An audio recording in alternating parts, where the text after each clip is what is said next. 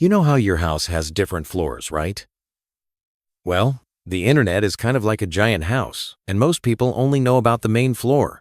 When you search for cat videos on Google, shop on Amazon, or watch videos on YouTube, you're hanging out on the main floor of the internet house. This part is called the surface web, and it's where about 99% of people spend all their time online. It's bright, it's easy to find things, and most importantly, it's safe for kids and families. But what if I told you that this main floor, everything you can find on Google, represents less than 4% of the entire internet? What if I told you that there's a massive basement underneath that most people don't even know exists? A place so big that it makes everything you've ever seen online look like a tiny ant compared to a skyscraper. This basement is called the dark web, and it's been hiding right under everyone's noses since the 1990s. Think of it like this. If the regular internet is like all the stores in a big shopping mall where everyone can walk around freely, the dark web is like having thousands of secret rooms behind hidden doors that you need special keys to enter. Now, before you start thinking this sounds super scary, let me tell you something important. The dark web isn't automatically a bad place. Just like how your basement might store Christmas decorations, old photo albums, or maybe your dad's workout equipment, the dark web stores lots of perfectly normal stuff too. Many people use it just because they want privacy. Kind of like how you might want to have a private conversation in your bedroom instead of shouting it in the middle of a crowded restaurant. But here's where things get interesting, and why we need to talk about this. Because this basement is so hidden and private, some people started using it for things they probably shouldn't. And over the past 30 years, what started as a simple tool to help people stay private online became the setting for some of the most important stories in internet history. The reason I'm explaining this like you're 5 isn't because the topic is childish. It's because most adults have no idea how any of this actually works. They hear scary stories about hackers and criminals, but they don't understand what the dark web really is, how it got started, or why it matters for everyone who uses the internet today. So we're going to take a journey together. We'll start at the very beginning, when some very smart computer scientists accidentally created what would become the internet's biggest secret. We'll meet the people who built it, the people who used it for good things, and yes, the people who used it for not so good things. We'll talk about the biggest discoveries and most famous cases that made headlines around the world. And we'll end up in 2025, where we'll see what the dark web looks like today and why understanding it matters for your everyday internet life. Think of me as your tour guide through the internet's secret basement. We're going to turn on all the lights, look in every corner, and by the end, you'll understand something that most adults find completely mysterious. Ready for the adventure? Let's go back to the 1990s. Bill Clinton was president. People were still using flip phones. And if you wanted to use the internet, you had to listen to that crazy beep-boop screech sound that dial-up modems made. Most importantly, the internet was much smaller and simpler than it is today. During this time, there were some very smart people working for the US Navy who had a problem. Imagine you're a spy trying to send secret messages to your headquarters, but every time you send an email, it's like writing your message on a postcard that everyone can read. Even worse, everyone can see exactly who sent it and who received it. That's basically how the early internet worked. Everything was visible. These Navy researchers needed a way to send messages that were completely private and untraceable. So they started working on something called onion routing. Why did they call it that? Because just like an onion has many layers, they wanted to wrap their messages in many layers of protection. Here's how onion routing works in simple terms. Let's say you want to send a secret message to your friend, but you don't want anyone to know it came from you. So instead of giving it directly to your friend, you put your message inside a box. Then you put that box inside another box, and that box inside another box, and so on. You give the outermost box to someone and tell them to take off the outer layer and pass it to the next person. Each person only knows who gave them the box and who they're supposed to give it to next, but nobody knows where it originally came from or where it's finally going. The Navy researchers published their work in the mid-1990s, but like many government projects, it just sat there for a few years without much happening. Then, in 2002, something important occurred. The Navy decided to release their Onion routing code to the public for free. This wasn't because they wanted to help criminals. It was actually the opposite. They realized that if only government agents were using this technology, it would be really obvious who was a spy. If everyone could use it, then the real spies would blend in with regular people. They called this new public version Tor, which stands for the Onion Router. Even today, Tor is the most popular way to access the dark web. When the Navy released Tor in 2002, they probably had no idea they were creating something that would change the internet forever. At first, hardly anyone knew about Tor or cared about it. The few people who did use it were mostly computer geeks who thought privacy was important, journalists who wanted to protect their sources, and people living in countries where the government censored the internet. For example, if you lived in a country where the government blocked Facebook or news websites, you could use Tor to access them anyway. During these early years, the dark web was like a tiny ghost town. There were maybe a few hundred websites called hidden services, and most of them were pretty boring. Some were just copies of regular websites that people wanted to access privately. Others were forums where people discussed politics or technology without worrying about being watched. The really important thing to understand is that the dark web wasn't created by criminals for criminals. It was created by the U.S. government to protect privacy and free speech. The scientists who built it were trying to solve a legitimate problem. How do you communicate privately in a world where someone is always watching? But as we'll see in our next chapter, when you create a place where people can do anything in complete privacy, some people will inevitably choose to do things they shouldn't. The tool itself isn't good or bad, it's just a tool. But the story of what happened next shows us how even the best intentions can lead to unintended consequences. By the end of 2002, the foundation was set. The dark web existed. It was free for anyone to use, and word was slowly starting to spread. Most people still had no idea it was there, but that was about to change in a big way. Remember how we said the early dark web was like a quiet ghost town? Well, around 2003, some new residents started moving in, and they weren't all the kind of neighbors you'd want living next door. The first big change happened because of something called file sharing. In the early 2000s, people were getting in trouble for downloading music and movies illegally using programs like Napster and BitTorrent. The record companies and movie studios were suing people left and right, and some folks were getting fined thousands of dollars just for downloading a few songs. When people discovered they could use Tor to download files without being tracked, many of them jumped at the chance. This wasn't necessarily because they were bad people. Lots of regular folks just didn't want to pay $15 for a CD when they only wanted one song, and they definitely didn't want to get sued for it. But here's the thing about privacy tools. They attract everyone who wants to hide what they're doing, and that includes people with much worse intentions than downloading music. Around 2005-2006, the first real criminal marketplaces started appearing on the dark web. These were websites where people could buy and sell things that were illegal in most countries. At first, these markets were small and amateurish. Imagine a badly designed website from the 1990s where people tried to sell fake IDs or counterfeit money. The big breakthrough came in 2009 with the invention of Bitcoin. Now, you might be wondering what digital money has to do with the dark web, but Bitcoin solved a huge problem for online criminals.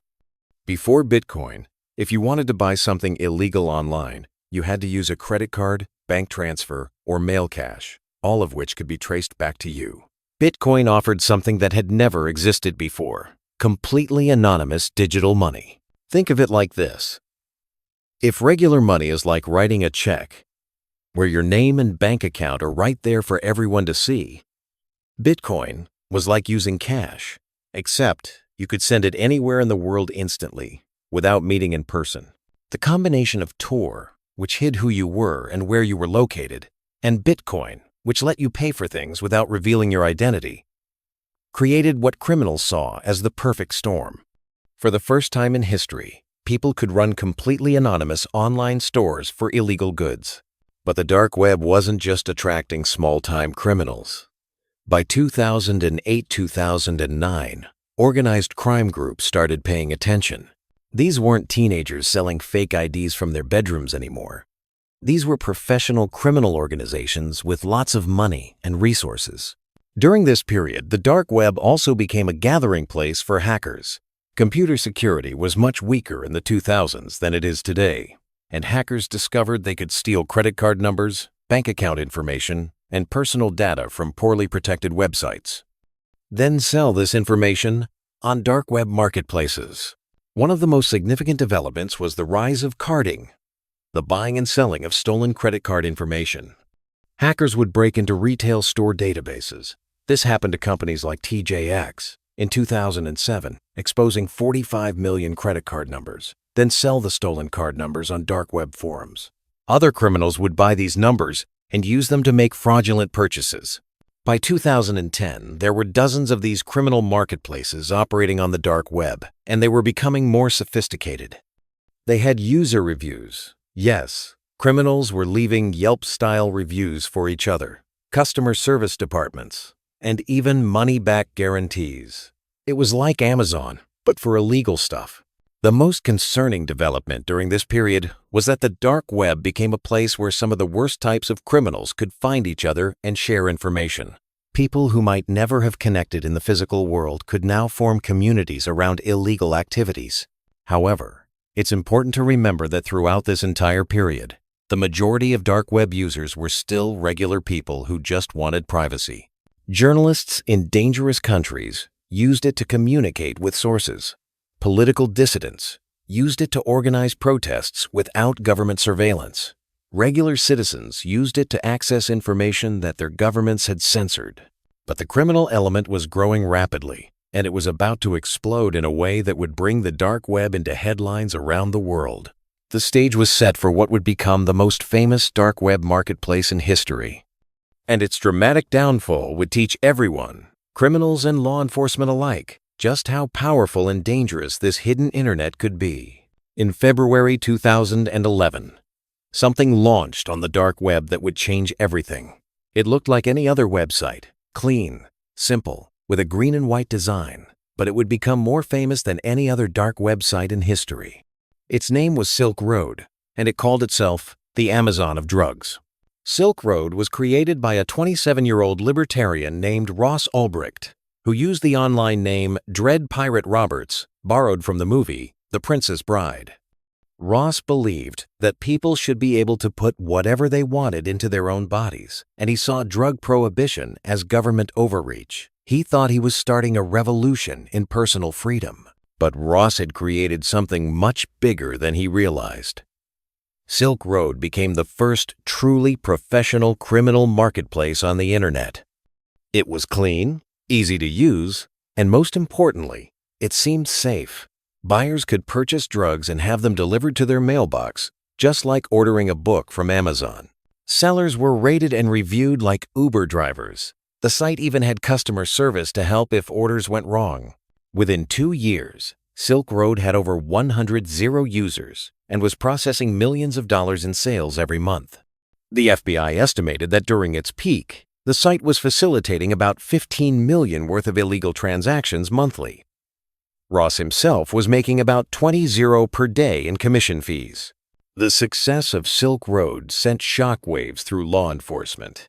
Suddenly, drug dealers didn't need to stand on street corners or worry about being caught in person. They could run their entire operation from their bedroom, reaching customers anywhere in the world.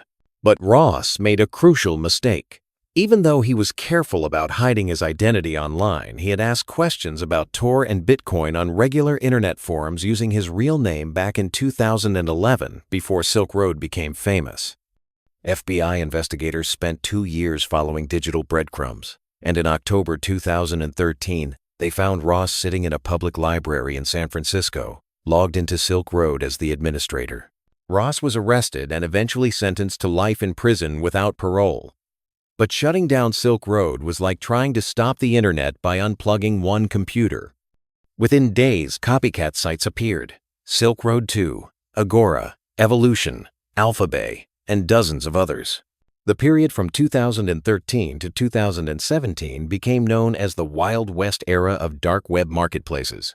Sites would appear, grow huge, then disappear overnight, sometimes because law enforcement shut them down, sometimes because the operators just ran away with everyone's money, called an exit scam. During this time, the most shocking discovery wasn't about drugs or stolen credit cards. It was about what else was hiding in the dark corners of the dark web. Law enforcement agencies around the world began uncovering networks of people sharing and trading illegal content involving children. These discoveries led to international investigations that resulted in hundreds of arrests and rescued many victims. One of the largest operations was called Operation Avalanche in 2014, where German police took control of a dark web server and ran it for several months to identify users. This led to arrests in 78 countries and identified over 670 suspects. The biggest marketplace bust came in July 2017, when law enforcement took down Alphabay and Hansa Market in a coordinated international operation. Alphabay alone had over 350 zero listings and 40 zero vendors when it was shut down. Its founder, Alexandre Cazès, was arrested in Thailand but died in custody before he could be extradited. But perhaps the most important discovery during this period was how ordinary people were being affected by dark web crimes. When hackers stole personal information from companies like Equifax, 143 million people's data in 2017, Home Depot, 56 million payment cards in 2014, and Target 40 million payment cards in 2013, much of that stolen information ended up being sold on dark web marketplaces. This meant that even people who had never heard of the dark web were becoming victims of dark web crimes. Your grandmother's credit card information, stolen from a retail store's weak security system, might end up being sold to criminals on a dark web marketplace she didn't even know existed. By the end of 2017, the dark web had gone from an obscure privacy tool used by a few thousand people to a multi-billion-dollar criminal economy that was affecting millions of people worldwide. Law enforcement had learned how to investigate dark web crimes, but criminals had also learned how to be more careful and sophisticated. The stage was set for the modern era of the dark web, a time when it would become both more secure and more dangerous than ever before. Welcome to the modern dark web of 2025. If you could visit it today, which I'm definitely not suggesting you do, you'd find a place that's both more sophisticated and more dangerous than ever before, but also more closely watched by law enforcement than Ross Ulbricht could have ever imagined back in 2011. Today's dark web marketplaces look like professional e-commerce sites. They have customer service departments, money-back guarantees, user reviews, and even loyalty programs. The largest current marketplace, which law enforcement estimates processes over 1 million in transactions daily, has better website security than many legitimate businesses. Modern dark web criminals have learned from the mistakes of their predecessors. But here's what's really changed: the scale. In 2011, Silk Road was shocking because it had 100 zero users. Today, researchers estimate there are over 2.5 million people regularly using dark web marketplaces worldwide. That's more people than live in the entire city of Chicago, all participating in an underground economy that operates 24/7, 365 days a year. The types of crimes have evolved too. While drug sales are still the biggest category, accounting for about 60% of all dark web marketplace listings, today's criminals are much more diverse. There are marketplaces specifically for stolen data, others for fraudulent documents, and some for digital services, like hacking for hire. One of the most concerning developments is the rise of crime as a service. Just like how you can subscribe to Netflix or Spotify, criminals can now subscribe to illegal services. For a monthly fee, someone with no technical skills can rent access to networks of hacked computers, stolen credit card databases, or even professional money laundering services. The cryptocurrency ecosystem has exploded since Bitcoin's early days. While Bitcoin transactions can actually be traced by sophisticated investigators, which is how many criminals get caught. Newer cryptocurrencies like Monero and Zcash offer much stronger privacy protection. Many dark web marketplaces now accept multiple cryptocurrencies and use sophisticated mixing services to make transactions nearly impossible to trace. But law enforcement hasn't been sitting still either. Today's dark web investigators use artificial intelligence to monitor thousands of sites simultaneously, analyzing everything from writing patterns to transaction flows. The FBI, DEA, Europol, and other agencies now have specialized dark web units with budgets in the hundreds of millions of dollars. Modern investigations are also much more international. When German police took control of the Hydra marketplace in 2022, which was processing over $5 billion annually, it required coordination between law enforcement agencies in 15 countries. These operations now routinely lead to arrests on multiple continents within hours of each other.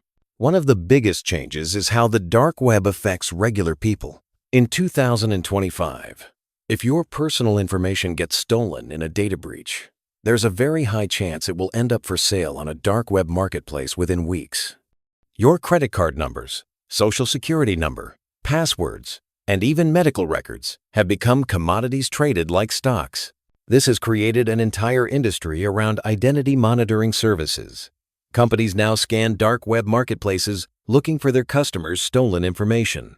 If you've ever gotten an email from your bank saying your information may have been compromised, there's a good chance they found it being sold on the dark web.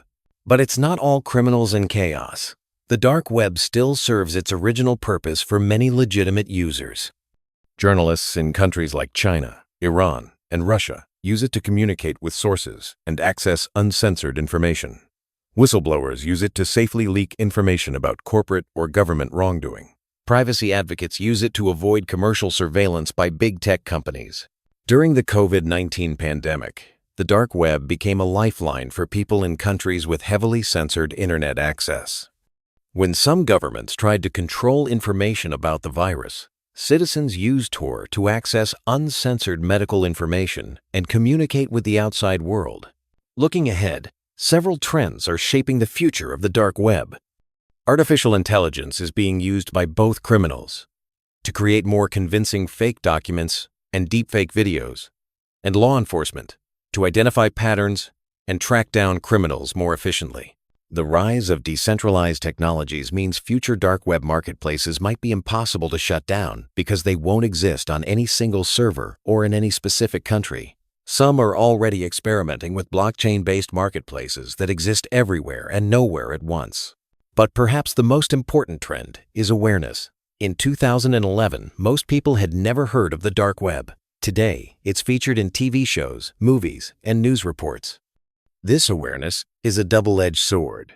I5F. It helps people protect themselves from dark web-enabled crimes, but it also attracts more people to explore it out of curiosity.